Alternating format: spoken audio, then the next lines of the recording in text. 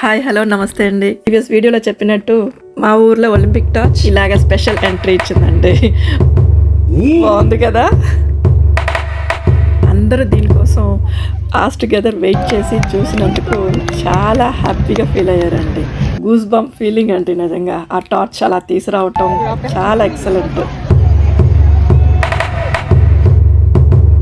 ఈ lady athlete ఉంది కదండి, ఈవిడ వచ్చి అక్కడ బోట్లో వచ్చిన అతని దగ్గర ఉన్న ఇదిని టార్చ్ని లిట్ చేసుకుని ఇప్పుడు తన కంటిన్యూ చేసుకుంటుందండి. ఇంకొక పక్క టౌన్కి వెళ్ళి అక్కడ ఇంకొక అథ్లెట్కి ఇస్తారు. ఇది ఒక ప్రౌడ్ జర్నీ కదా, మీరేమంటారు? Okay, let's go.